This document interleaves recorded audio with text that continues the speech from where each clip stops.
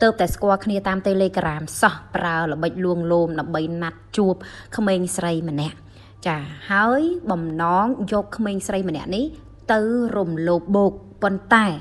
không mình say cứ miền phiệp chặt với nâng rõ hà rõ huốn bán rốt ruồi phim nút niềng có bán tẹt tôn từ bong ồn ao một chui niềng à lời nó cứ sờ mặt cách của bôi co áo ba nói chặt vi nó tay mà đòn bỏ ra mình nè chuyện nè lụa online phóng hai có chuyện nè cả site phong đáy từ ban sờ mặt cách khoát luôn khả năng cu con mà nè tiết ban rốt kịch luôn ban to bị phụ kế ban nát nè ri rúp sọ sọ phim mình nè đại tớp tại squad kia tam telegram thế cứ nơi mà đông tầng miền chảy hai ruồi có đục mình say sọ sạt ní tới cả lại ngặt đầm bay điệp trong phai nè cá nữa rồng lột bột nha kia kia pin nè kia ta cái ngành mọt kia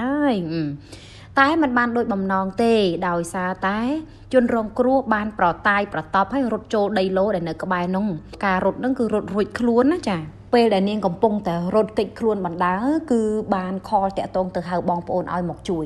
នៅពេលដែលបងប្អូនបានមកជួយដឹកនាងតាមផ្លូវហ្នឹងស្រាប់តែចៃដន្យជួបអាបរោះរោគចិត្តនេះ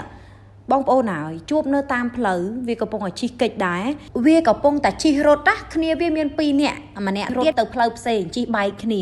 ម្នាក់នេះគេជិះមកតាមផ្លូវវែងស្រេងហ្នឹងចៃដន្យមែនតែនអានេះគេហៅថាដល់ថ្ងៃអស់លះដល់ថ្ងៃអសាហើយក៏ជាសំណាងរបស់គ្រួសារជនរងគ្រោះដែរជិះទៅលេងជួប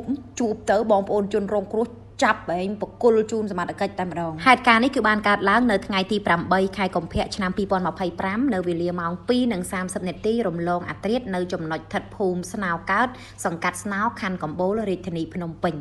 សមត្ថកិច្ចប៉ុស្តិ៍ចំចៅទី1បានឲ្យដឹងថាជនសង្ស័យដែលត្រូវបានឃាត់ខ្លួនហ្នឹងគឺមានឈ្មោះហ៊ុយសក្តាអាយុ35ឆ្នាំមុខរបរជាអ្នកលក់អនឡាញផងហើយក៏ជាអ្នកកាសែតផងដែរស្នាក់នៅបន្ទប់ជួលគ្មានលេខស្ថិតនៅក្នុងភូមិបឹងខ្នំសង្កាត់ពន្សាំងខណ្ឌព្រែកភ្នៅរាជធានីភ្នំពេញហើយជនសង្ស័យម្នាក់ទៀតសូមលាក់សិនអត់ទាន់ប្រាប់ឈ្មោះទេដោយសារតែចាទុកតាមប្រមាញ់ចាប់ខ្លួនជនរងគ្រោះគឺមានឈ្មោះថាស្រេងកំហុងភេទស្រីអាយុ22ឆ្នាំគឺស្នាក់នៅបន្ទប់ជួលលេខ2ភូមិឫស្សីស្រស់សង្កាត់ច្បារអំពៅទី2ខណ្ឌច្បារអំពៅរាជធានីភ្នំពេញយោងតាមសមត្ថកិច្ចប៉ុស្តិ៍នគរបាលចោមចៅទី1បានឲ្យដឹងថានៅវេលាយប់រំលងអាត្រិតវេលាម៉ោង2ទៀបភ្លឺ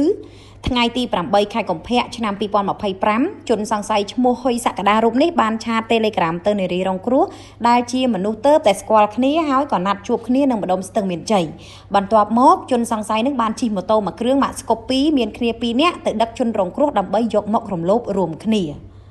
ដែលឥឡូវយើងច្រើនតែហៅថារំលោភបោកណាបងប្អូនស្រីមួយប្រុស2នឹងឯងប្រុងធ្វើអញ្ចឹងទៅលើនាងហើយនាងអត់ព្រមទេ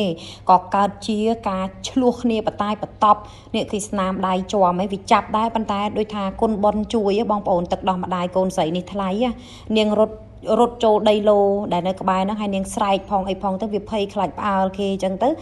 នាំគ្នារត់ចែកជើងគ្នាទៅណាបងប្អូនអញ្ចឹងវត្ថុតាងដែលដកហូតបានគឺមានម៉ូតូម៉ាក Honda Scoopy ពណ៌សពាក់ស្លាកលេខភ្នំពេញ 1KC 7614ព្រមទាំងទូរស័ព្ទម៉ាក iPhone និង Oppo សរុបចំនួន3គ្រឿងចាឃើញទេបងប្អូនរឿងខ្ញុំនិយាយអត់ទាន់ផុតពីមាត់ហ៎សំមិញខ្ញុំបង្ហោះវីដេអូមួយតាក់ទងទៅនឹងការអប់រំឲ្យប្រយ័ត្នខ្លួនការលួងលោមតាម Telegram យកទៅរំលោភបោកអីហ្នឹងហើយវីដេអូមុនខ្ញុំសង្កត់ទៅលើតែបរោះដែលជនបរទេសឥឡូវហ្នឹងខ្មែរយើងក៏វាសម្បូររោគចិត្តអញ្ចឹងដែរអញ្ចឹងប្រយ័ត្ន